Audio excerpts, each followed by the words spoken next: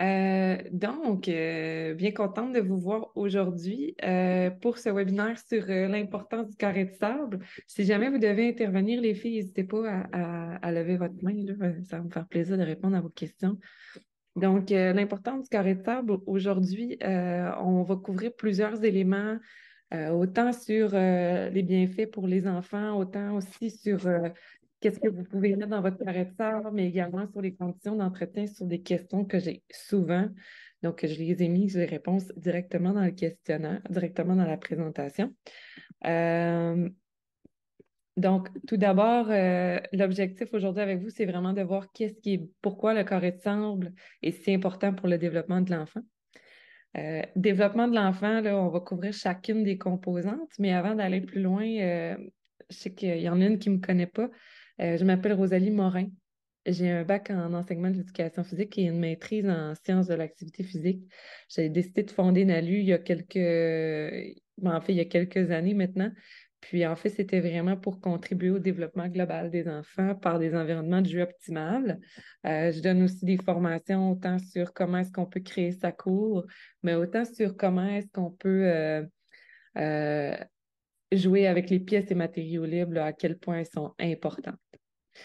Donc, je suis aussi sur LinkedIn, sur Facebook, mais également sur YouTube si vous voulez revoir. Là, c'est pour ça aussi qu'on enregistre les webinaires.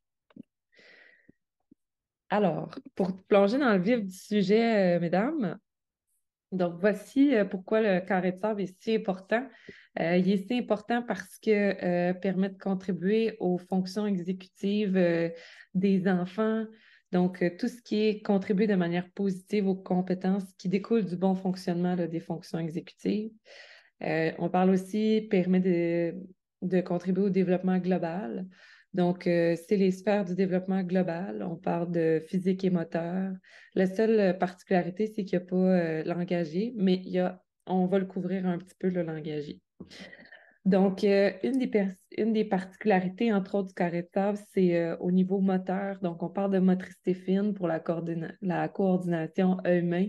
Autant sur prendre un seau, là, on voit le fameux seau de sable, mais pour chacune des composantes, entre autres, si on a des petites pelles à proximité, que ce soit différents types d'outils, que ce soit des petites pelles, que ce soit des cuillères ou tout simplement des râteaux, les enfants peuvent avoir la coordination œil-main, ou bien même ça va évoluer dans le temps quand ils vont, par exemple, prendre un seau. Si on parle entre autres d'un seau de sable et le renverser, certains vont être capables en bas âge, mais d'autres, ça va prendre plus de temps. Donc, il y a ce gain-là qui va se faire dans le temps. On parle également de l'équilibre dans le sol instable parce que le sable, peu importe la grandeur, en fait, le sable est une composition qui est toujours, qui est polyvalente, qui est changeante dans le temps parce qu'à chaque fois qu'on creuse ou qu'on ajoute du sable, c'est toujours un nouveau sol. Donc, on parle d'équilibre dans le sol qui est instable. On parle aussi du développement cognitif parce qu'on parle du développement de l'imagination. Vous êtes probablement très bien placé pour en parler. Les enfants créent des histoires, créent des choses euh, créent des idées, des schémas narratifs incroyables juste à jouer dans le sable. On les entend des fois se créer des histoires. Donc, ils développent leur imagination autant avec ce qu'ils ont physiquement à leur disposition, autant avec leurs histoires dans leur tête ou avec leurs collègues, avec leurs amis. Donc, c'est pour ça qu'ils développent leur imagination. Ils développent également leurs compétences narratives. Je l'ai fleuré dans le développement de l'imagination, mais ils se font des histoires. euh, Puis intervenez si c'est pas vrai, là, mais ils font vraiment des histoires de tout genre qui peuvent passer de balades en forêt ou le jeu de dragon ou ils décident simplement, il y en a qui vont même encore avoir des petits camions là, dans le sable, donc ils les remplissent tout simplement. Donc, ils vont s'inventer des histoires qui sont autant en lien avec leur vécu que des histoires qu'ils ont en tête, tout simplement. Donc, leurs compétences narratives, ils s'agrandissent, ils deviennent meilleurs au fur et à mesure qu'ils jouent dans le sable. On parle aussi de permanence de l'objet. C'est un des éléments, entre autres, que Piaget avait amené. Permanence de l'objet parce que des choses disparaissent. C'est vraiment ça, le phénomène de permanence de l'objet. C'est quand un enfant, tout simplement, commence à comprendre que même si l'objet n'est pas présent visuellement, qu'il existe toujours. Par exemple, vous allez peut-être être présent, là, il y a des choses qui vont être cachées dans le sable, puis ils vont se rappeler que peut-être éventuellement que ça se retrouve, on peut le retrouver même si on ne le voit plus. C'est des choses en fait, c'est une des composantes là, qui est entre 18 mois et 24 mois là, que les enfants vont commencer à acquérir davantage de compétences sur ce principe-là qui est la permanence de l'objet. On parle de fonction exécutive qui est la mémoire de travail, fait que se rappeler en fait que euh, l'objet peut se trouver en dessous, mais aussi qu'on peut, ce phénomène-là se transpose là, et également là, si quelqu'un, par exemple, quitte la pièce, existe toujours, fait que c'est aussi ce à quoi ça se transpose. Fait qu'au niveau cognitif, c'est à quoi ça contribue. On parle aussi de résolution de problèmes.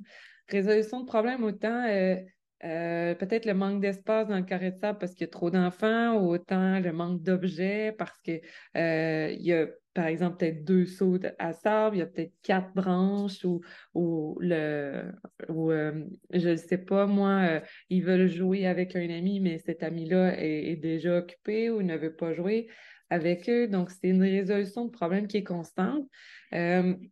Mais toujours est-il, c'est une des particularités au niveau cognitif que ça permet, la résolution de problèmes. Au niveau social, donc on parle de négociation des règles du jeu. Euh, les enfants en bas âge, là, c'est ça leur jeu. C'est du jeu libre, puis c'est de la négociation et de la renégociation de règles. Donc, ils se doivent une des fonctions exécutives, entre autres, qui est sollicitée ici, c'est la flexibilité cognitive. Flexibilité cognitive, en fait, c'est vraiment tout ce qui est en lien avec être en mesure d'accepter ce changement-là. Le changement des règles, par exemple, le changement de jeu, le changement d'amis, un nouvel ami qui est ajouté au jeu. Donc, ça, c'est un des éléments, des caractéristiques, ce à quoi le correctable permet de contribuer. On parle aussi de coopérer hein, au niveau social, donc ils vont avoir à échanger. Là, j'ai ici aussi, c'est communiquer, mais ils vont avoir à coopérer à la réalisation d'une œuvre, d'une mission. Donc, on parlait d'histoire tout à l'heure. Ben, des fois, ils vont avoir à travailler ensemble pour, par exemple, renverser un seau ou tout simplement, entre autres, à faire une construction qu'ils veulent ensemble. Donc, ils vont devoir planifier. Donc, la planification aussi, c'est un élément de la fonction exécutive. Ils vont devoir planifier ce qu'ils vont avoir de besoin. Il va peut-être manquer des éléments, donc ils vont aller les trouver, donc ils vont résoudre des problèmes. Donc, tout ça, au niveau social, vont devoir le faire ensemble, vont devoir coopérer, communiquer ensemble. Donc, communication également. Au niveau affectif, quand les enfants en bas âge, en fait, vont avoir accès au carré de sable, puis si ils sont seuls, par exemple, ils font des réalisations seuls, il va falloir qu'ils prennent des initiatives, qu'ils demandent de l'aide s'ils en ont besoin. Ils vont également essayer des choses, malgré le fait que parfois, ils ne sont peut-être pas nécessairement en mesure de le faire par rapport à leurs habiletés physiques et motrices du moment. Euh, Ils vont prendre des initiatives pour essayer des choses aussi. Ils vont développer leur autonomie. Est-ce qu'ils sont capables ou est-ce qu'ils vont aller demander de l'aide? Fait que tous ces facteurs-là s'entrecroisent. Puis aussi, va amener le développement du sentiment de fierté par rapport à une œuvre qui a été réalisée. Donc ça vient contribuer directement à leur bien-être, mais aussi à euh, voyons, je perds le mot, mais leur confiance en soi, tout simplement. Fait qu'ils vont être fiers de eux d'avoir réalisé quelque chose, puis ils vont venir vous voir souvent pour vous dire, regarde ce que j'ai fait, ou ils vont juste venir vous voir pour que vous jouez avec eux aussi. Donc, pour vous, des fois, les enfants, puis c'est même souvent quand ils terminent quelque chose, ils viennent nous voir, puis ils disent, regarde, regarde, regarde. Ils en sont très fiers. Donc, au niveau affectif, ça vient vraiment contribuer à ça. Nous Et, faire goûter leur gâteau. ah oui, ça, merci. Faire goûter le Je me gâteau. suis dit, pour ça, on va parler un peu avec. Ça va se passer Oh! tout ça. En plus, je vous ai mis en tout petit, tout petit. Ben, c'est parce que j'ai deux ordis, puis là, Oh, ton PowerPoint sur la grosse écran, mais la caméra est sur le portable. OK. Là, c'est pour ça qu'on est du travers, mais on est là. OK. C'est bon, merci d'intervenir. J'aime ça. Puis oui, c'est ça, hein. Souvent, c'est de goûter le sable, puis ça nous tente jamais vraiment, hein. Le dernier, en fait, c'est la maîtrise des émotions. Maîtrise des émotions, pourquoi qu'on en parle? Bien, tout simplement parce que par rapport à l'espace disponible parfois, ou même par rapport à la quantité aussi d'interactions que se doit d'avoir, ben, souvent, ben, ils n'ont pas l'objet qu'ils veulent ou ils n'ont pas le temps nécessairement non plus qu'ils veulent pour construire ce qu'ils veulent. Il y a un ami qui passe par là, détruit le château ou quoi que ce soit, détruit l'œuvre. Fait qu'il y a beaucoup de maîtrise des émotions. C'est pour ça qu'on parle du contrôle de l'inhibition ici, qui est la dernière fonction exécutive. Fait que contrôler leurs émotions dans le temps présent, puis s'assurer que c'est approprié. Fait que ça, c'est un des éléments aussi qui est contribué par le carré de sable. Fait que là, on a fait le tour du niveau développemental. Puis maintenant, ben, je voulais vous amener des éléments, tu sais, des éléments de jeu plus naturels ou plus polyvalents dans le temps. Une des choses qui est intéressante, c'est les planches de bois. Carrément, on manque des fois, les enfants ont besoin de tables de jeu.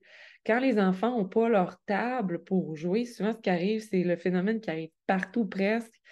Ben, ils vont jouer ailleurs. Fait qu'ils amènent le sable littéralement dans une autre section. Euh, Fait qu'une des choses qui pour aider à ça, c'est des tables ou des tables à leur hauteur. Donc, que ce soit ça peut être une grande planche de bois, euh, que ce soit avec des caisses de lait ou des pneus là, pour l'ajuster à la bonne hauteur. En bas de 18 mois, on peut parler de 18 pouces. Entre 1 à 3 ans, on parle entre 20 et 21 pouces. Puis entre 3 et 5 ans, 24 pouces. On peut parler également de tables sensorielles si on veut leur mettre à la disposition, par exemple, des petites roches pour qu'ils puissent les cacher, les retrouver avec des tamis aussi, les tamiser.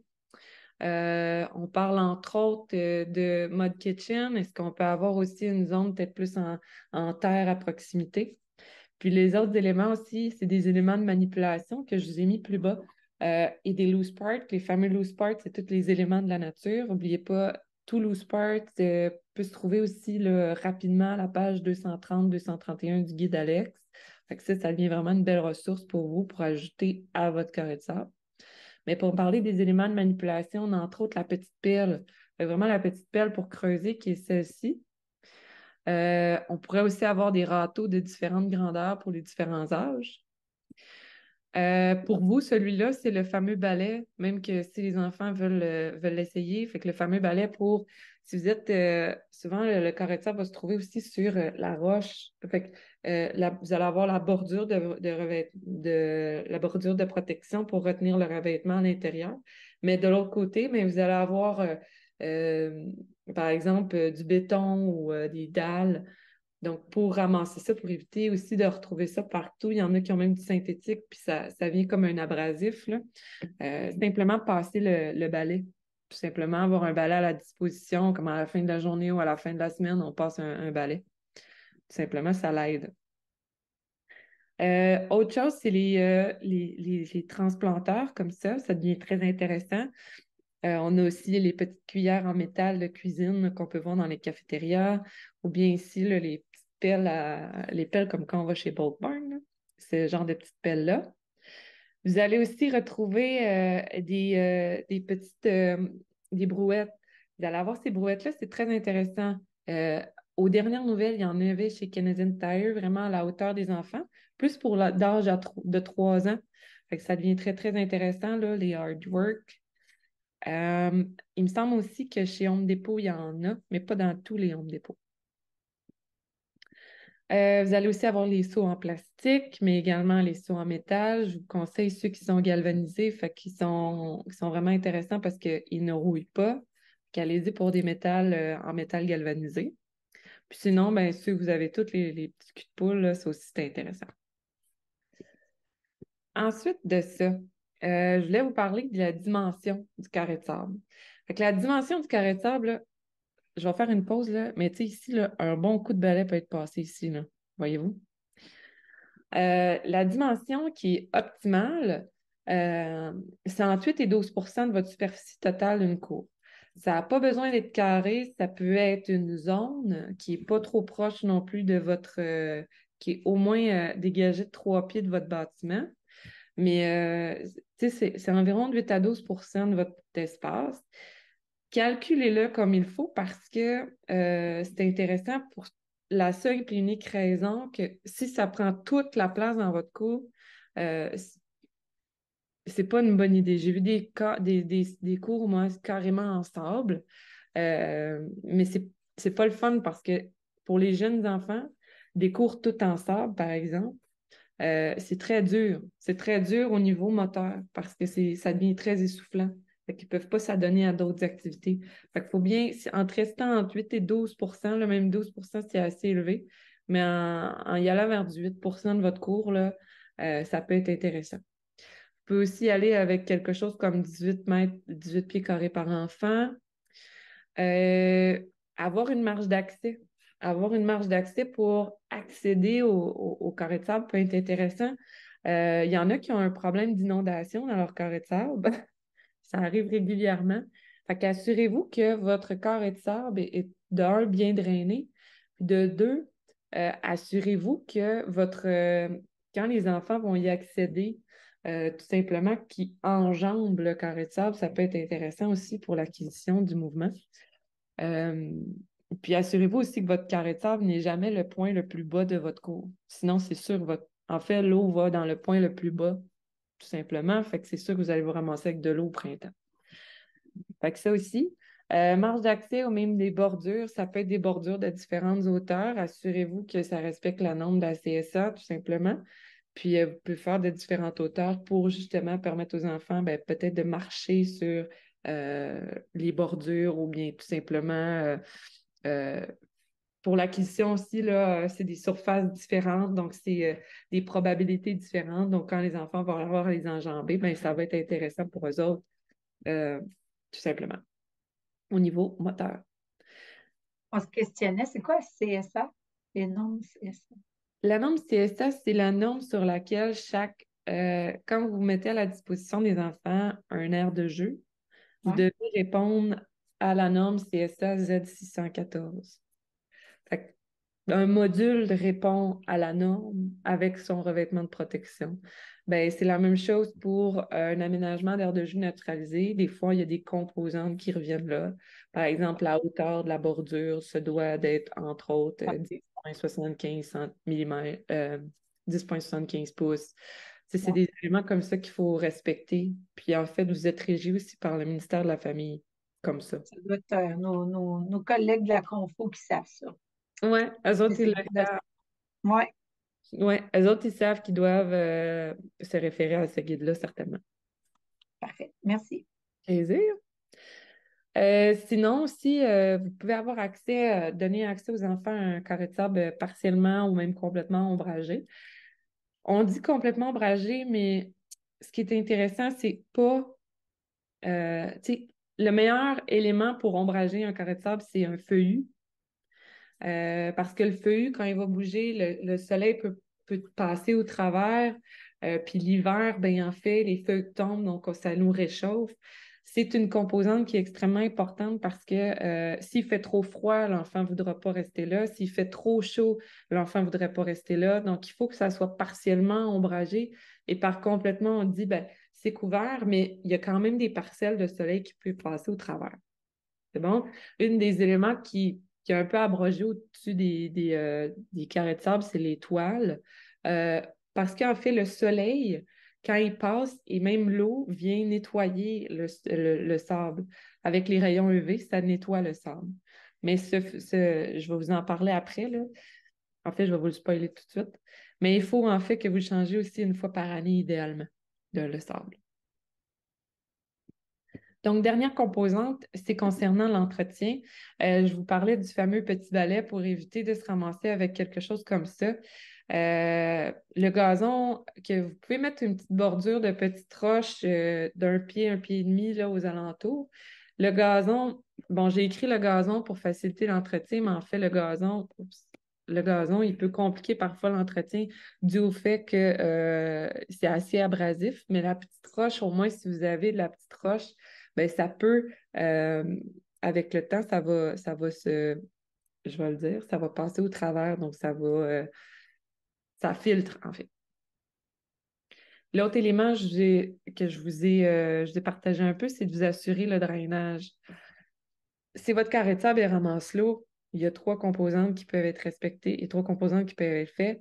Soit qui peut être, vous pouvez le refaire en vous assurant qu'il est au-dessus en fait, qu'il est plus haut que votre point le plus bas pour être sûr que l'eau ne se ramasse pas dans votre carré de sable, qu'il est bien drainé avec soit des aquablocs ou tout simplement avec du gravier en dessous. Mais ça, il faut demander vraiment là, un pied de gravier en dessous, comme ça, l'eau va s'écouler comme il faut. Puis ça, il faut demander aux gens quand ils vont venir faire votre carré de sable. Assurez-vous qu'il y a le fameux gravier en dessous. Un des trucs qu'on m'avait donné, c'est tout récemment justement, c'est une dame qui m'avait dit, ben, pour éviter justement que les animaux viennent faire leurs besoins dans leur carré de sable, je ne sais pas si c'est le cas pour vous. Ben là, nous, on est au BC, là, fait qu'on n'est pas au CPE, mais si on se fie à notre CPE associé tout près d'ici, il n'y a jamais eu de cas. Il y a peut-être une marmotte dans le champ, puis elle ne vient pas dans le. OK. Il n'y a pas de. Ouais, c'est ça, c'est clôturé tout le tour, là. Il n'y a pas de chat, chien. OK. Bon, ben, c'est une chance pour vous. Ouais. Mais tu Ben, sais, nos milieux familiaux, par contre, peuvent en avoir, là, fait que ça va être intéressant là, de le ben oui. savoir. Ben, en fait, une des choses qui est vraiment intéressante, c'est de le mouiller le sable. Fait qu'en partant chaud, là, à la fin de la journée, vous le mouillez, tout simplement. Puis le lendemain, ben, s'il fait chaud, le sable devrait être sec. Mais les animaux, pendant la nuit, au moins, ils ne s'approchent pas parce qu'ils n'aiment pas ça, le sable qui est mouillé. Puis de le couvrir, en fait, c'est les animaux peuvent venir quand même. L'autre problématique, c'est que couvrir, ben en fait, ça garde l'humidité à l'intérieur. Fait que c'est pas très, très bon. Ça le fait pas aérer, tout simplement. Fait que Ça fait, euh, ça fait que les percerets, ils viennent peupler. c'est ça. C'est dégueulasse. Fait qu'assurez-vous, tu sais, si vous le mouillez, assurez-vous que le lendemain, il fait beau, tout simplement, ou que dans la nuit, il fait beau. Si vous savez qu'il va pleuvoir, c'est pas nécessaire, mais s'il fait beau dans toute la nuit, ben mouillez-le s'il fait beau, mouillez-le. Ça va au moins pour ça, là, comment dire, les animaux approcheront pas. Voilà. Aviez-vous des questions, madame? Ben, moi, ce que je vois beaucoup dans les milieux, c'est encore la fameuse tortue carré de sable. Puis justement, cette semaine, chez tout le monde avait le goût de jouer au sable, tu sais. Puis Colin, c'était limité. Puis là, promène-toi pas avec le plat, va pas dans le module avec. C'est parce que j'allais pas là pour l'environnement extérieur, mais assurément qu'à un moment donné, tu sais, je trouvais ça intéressant. Ça m'a vraiment fait penser à elle, là, que j'ai vue récemment. Puis je pense que je vais lui amener, je vais te regarder là. Je pense que je vais lui amener le point d'envisager une petite table peut-être à côté, puis leur permettre cet espace-là, étant donné que je ne crois pas qu'elle soit prête à s'installer un carré de sable là, Oui, construit, si on veut. Là. oui.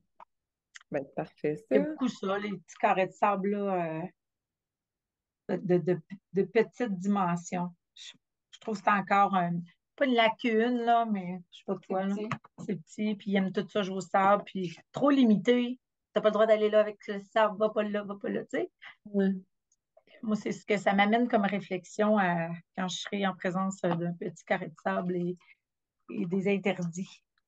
Ouais, ben les interdits amènent souvent, comment dire, cette espèce de les enfants le veulent quand même, mais il faut comprendre aussi pourquoi ils le veulent, là. Et puis au Ouais. final, si tu leur mets juste une tablette à leur hauteur, ben ça peut contribuer justement au fait qu'ils peuvent manipuler. Souvent, c'est qu'ils n'ont pas d'espace pour manipuler à leur hauteur, là. Mhm. Fait que d'avoir eu les petites dimensions du début, ben, je trouvais ça intéressant. Je vais pouvoir m'appuyer là-dessus. Ben oui. Bon. Je sais pas si toi, tu avais d'autres questions. Non, pas de questions pour moi. Ben, excellent. Ben, écoutez, si jamais vous voulez vous inscrire au prochain webinaire, les sujets aussi vont sortir là, bientôt sur Facebook le 4 octobre. Fait que vous allez pouvoir aller voter. Euh, Puis le prochain webinaire, il va être à midi. Fait que le mercredi 25 octobre de midi à midi et demi. Donc, après avoir justement lancé le questionnaire à une il y a des gens qui ont répondu. Puis après le webinaire, je vais vous l'envoyer aussi, là. Mais c'est OK. vous laisser votre avis sur qu'est-ce que vous aimeriez traiter comme sujet les prochaines fois. Fait que ça ressemble pas mal à ça. Puis justement, une des dames avait dit midi et demi, ça serait pas mal optimal, là. Comme ça, on pourrait aller parler aussi aux gens de l'éducation préscolaire. Ah, c'est vrai, c'est bien. Parfait. Ben, c'est bon, ça? Oui, merci beaucoup. Un plaisir, à la prochaine! Bye bye.